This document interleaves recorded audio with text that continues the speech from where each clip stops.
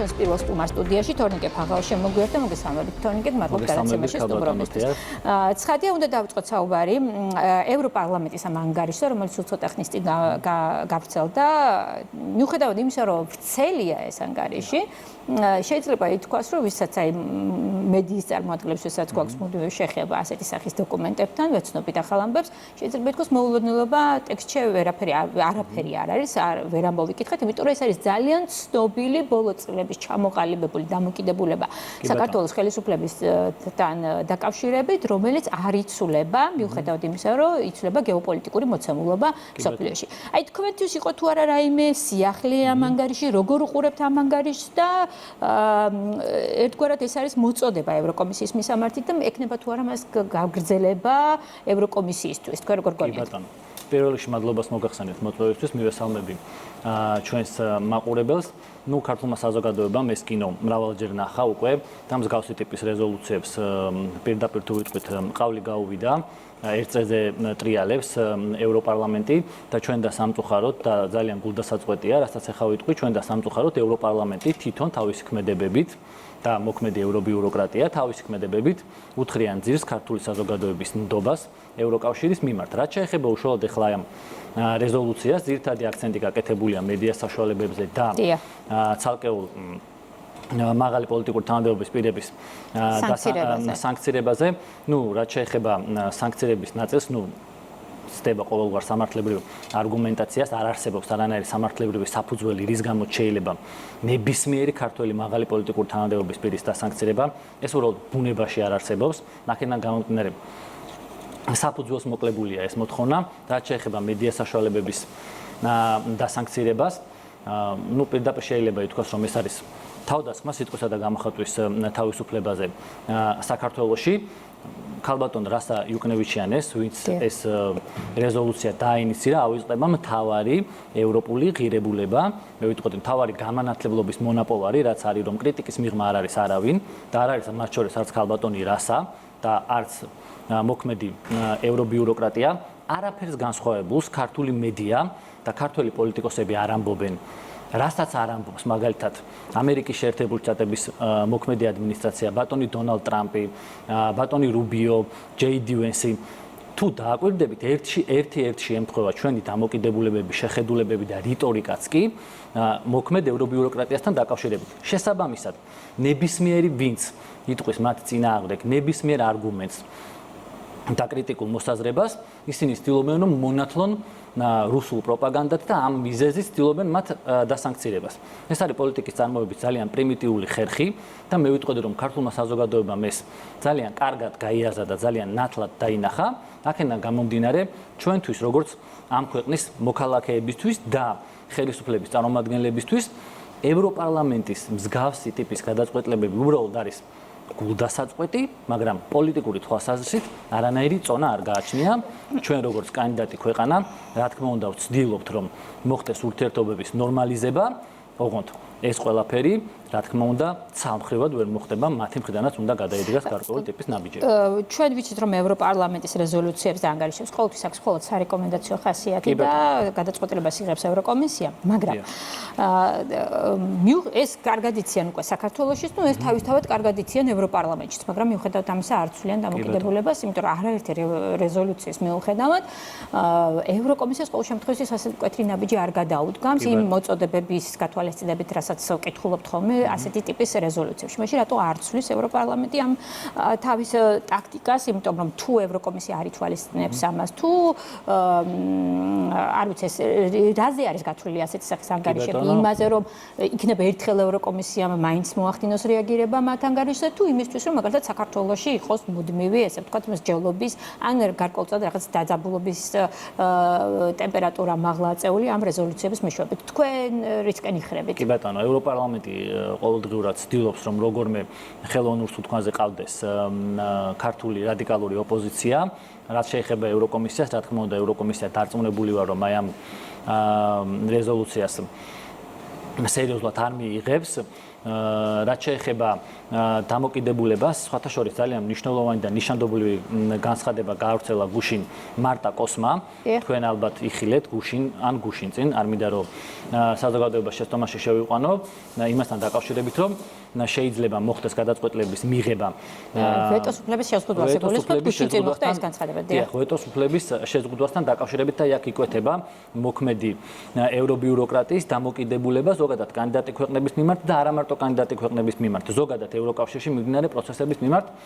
ჩემთვის ძალიან სამწუხაროდ ამ განცხადების მოსმენის შემდეგ მე პირველი რაც გამახსენდა ეს არის ჯორჯ ორველის ძალიან მნიშვნელოვანი ალეგორიული ნაწარმოები ცხოველების ფერმა, სადაც მთავარი გზავნილი არის ის, რომ ყველა ცხოველი თანასწორია, მაგრამ ზოგიერთი ცხოველი უფრო თანასწორია. ანუ მე დარწმუნებული ვარ, რომ საბოლოო ჯამში ევროკავშირი იპოვის თავის თავში იმის ძალას, რომ ეს გადაწყვეტილება არ მიიღოს იმდენად ამდენადაც ეს გადაწყვეტილება ევროკავშირის ფუნდამენტს, მთავარ იდეას ეწინააღმდეგება, მაგრამ ზოგადად ევრობიუროკრატიის მხრიდან რა დამოკიდებულებებია კანდიდატი ქვეყნების მიმართ, ძალიან კარგად არის ფორმულირებული მარტა კოსის აი ამ განცხადებაში. მარტა კოსი და მოქმედი ევრობიუროკრატია ცდილობენ რომ დაყონ ევროკავშირის წევრები და მომავალი წევრები პირველხარისხოვან და მეორეხარისხოვან ქვეყნებად და როგორც ხედავთ და როგორც ხვდებით ჩვენ ალბათ მეორეხარისხოვან ქვეყნების კალათაში მოგვიაზრებენ, მაგრამ მე კიდევ ერთხელ ჩვენ ძალიან დიდი იმედით უყურებთ ევროკავშირთან ურთიერთობებს და ძალიან დიდი იმედით უყურებთ იმას, რომ ევროკავშირი დაიბრუნებს თავის პირვანდელ ფორმას და ეს განცხადება, რაც ქალბატონმა კოსმა გაავრცელა, დარჩება მხოლოდ განცხადებად და არ მიეცემა შემდეგი მსვლელობა. აი ხა თქვენ თქვით, რომ მეორეხარისხოვანად გვიყურებსო, მაგრამ ყოველ შემთხვევაში ის ვეტოს უფლების შეზღუდვა, ხო, ვეტოს უფლების შეზღუდვა ამ შემთხვევაში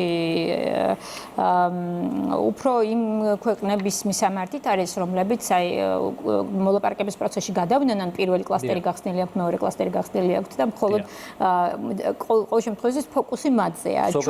ჩვენზე მოლაპარაკება ჯერ არც კი არის ეს ზოგადად ახალ წევრებზე არის ეს შეზღუდვა მიღებული და მე მინდა საზოგადოებას შევახსენო, რომ ნებისმიერი უფლებრივი შეზღუდვა, რომელსაც არ ამაგრებს სამართლებრივი არგუმენტი, დისკრიმინაციაა. ანუ თუ ამას უბრალოდ პოლიტიკური კონტექსტი აქვს იმის გამო, რომ რაღაცას ისე ვერ ახერხებენ, როგორც თქვათ მარტა კოსტა, კაია კალას უნდა, ეს დისკრიმინაციაა. ხო, მაგრამ ეს ხო თვით ინიციატივით გაკეთებული განცხადება არ იქნება თქვენ ამის ჯერად, რომ მხოლოდ მარტო კოსი და კაია კალასი ფიქრობენ ამაზე.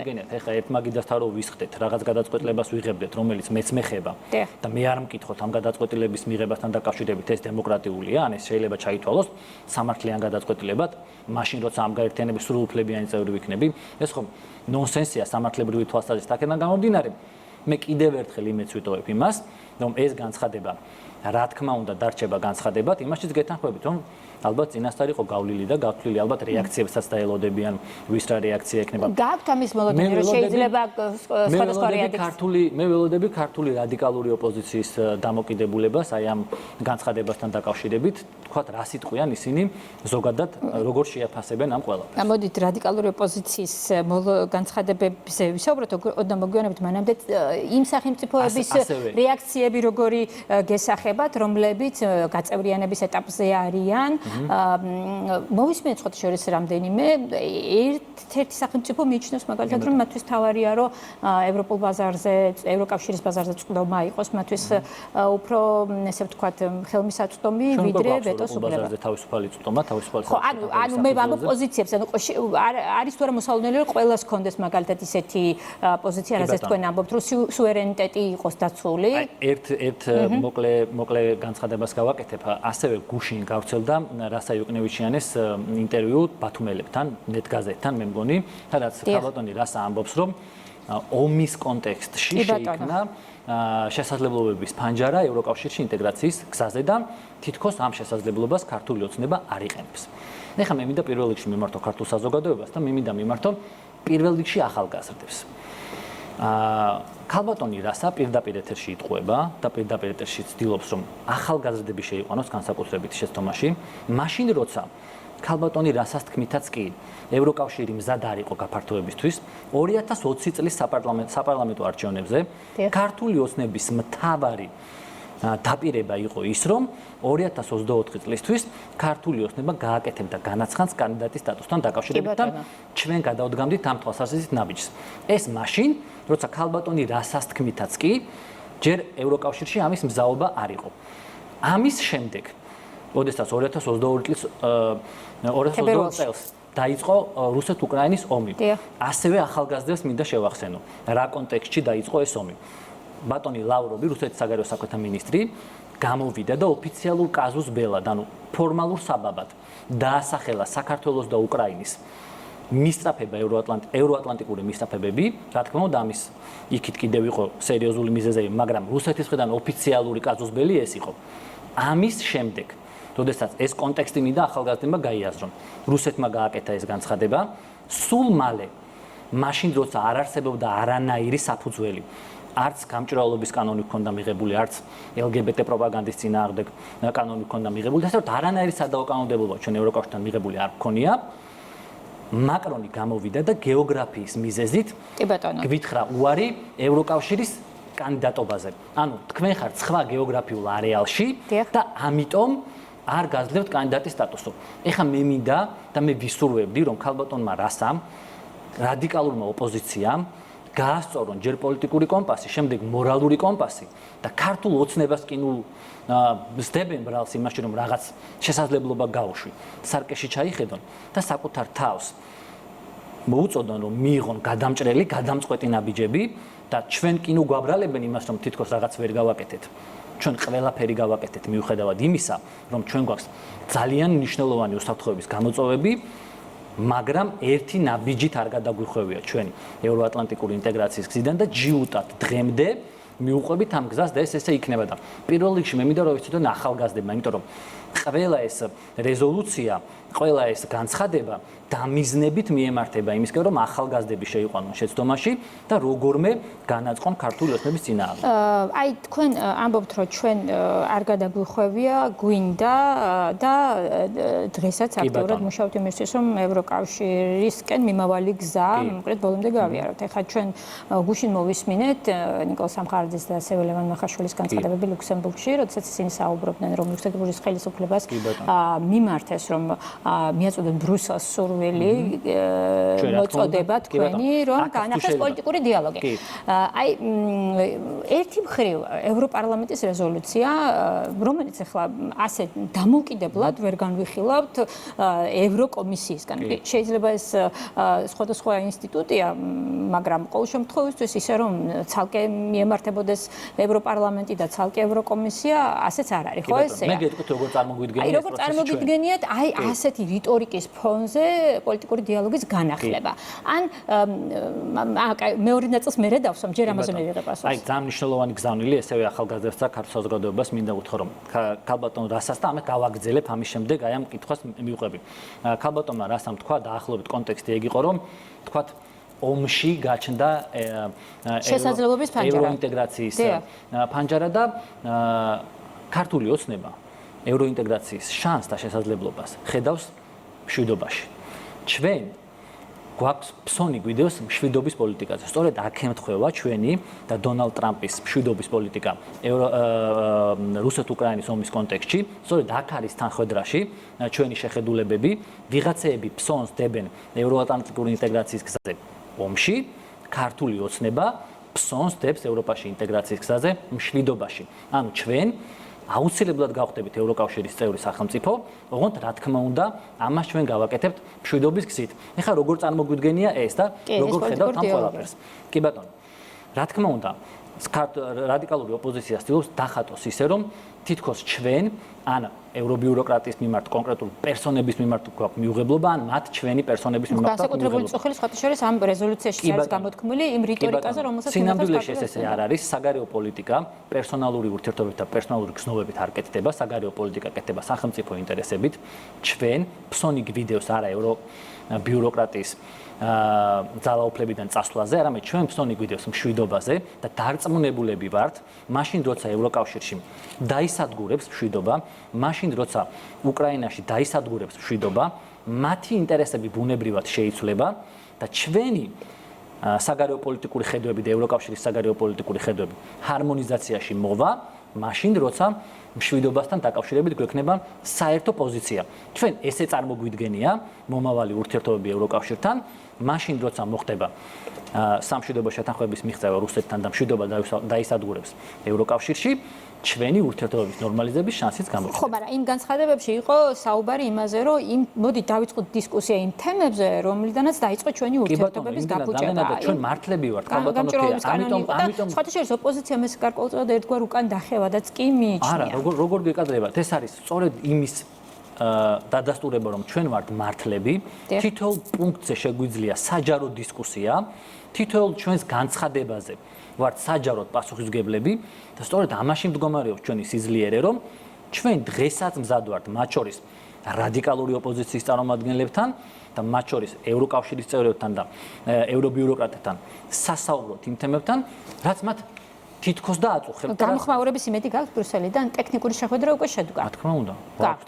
კარგი და ბოლოს აუცილებლად მინდა გითხოთ ოპოზიციაში მიმდინარე მოვლენებზე, თქვენ თქვით რომ ევროპარლამენტი გარკვეულწილად ხელოვნურ სულთქვაზე ხელოვნურ სულთქვის ესე ვთქვათ რესურს აწუხებს ოპოზიციას იმისთვის რომ მან გააგრძელოს ერთგვარი დესტრუქციული ქმედება ქვეყანაში, მაგრამ ეხლა ბოლო დროს საკმაოდ უცნაურად მიმდინარეობს მოვლენები ალიანსში, მაგრამ ალიანსის მიღება ეხლა კიდევ ნაციონალურ მოძრაობაში დაიწყო გარკვეული გაუგებრობა. თქვენ საქმის კურსში ხართ ალბათ მიხეილ სააკაშვილმა გამოაქვეყნა პოსტი, სადაც საუბარი იყო შიდა განახლებაზე, იქ მოქმედ თავმჯდომარეზე, მომავალ თავმჯდომარეზე ისაუბრა და მოკლედ ამან ძალიან დიდი გაუგებრობა შექმნა შესაძლოა. სიტყვის როგორ ხედავთ მიმდინარე პროცესს ოპოზიციაში? ესე ხდება ხოლმე, როდესაც არ აქვთ ადამიანებს იდეოლოგიური ერთობა, ესე ხდება, როდესაც ადამიანები არ არიან ორიენტირებული საზოგადოების ინტერესებზე, ესე ხდება, როდესაც ისინი ფიქრობენ მხოლოდ და მხოლოდ ძალაუფლების ხელში ჩაგდებაზე. რაც შეეხება უშუალოდ აი ამ ანატომიას, მათი დაპირისპირების ანატომიას, მე დარწმუნებული ვარ, რომ ქართული საზოგადოებისთვის ეს აღარ არის საინტერესო, უბრალოდ აქვე ხაზგასმით მინდა აღვნიშნო ის, რომ პარტიები, რომლებიც ესე ღიად გამოდიან, მათ შორის ნაციონალური მოძრაობა, მათ შორის ეს ალიანსის წევრები გამოდიან და საუბრობენ გამჭვირვალე პროცესზე, შიდაპარტიულ დემოკრატიაზე, საუბრობენ რაღაცა ვთქვათ,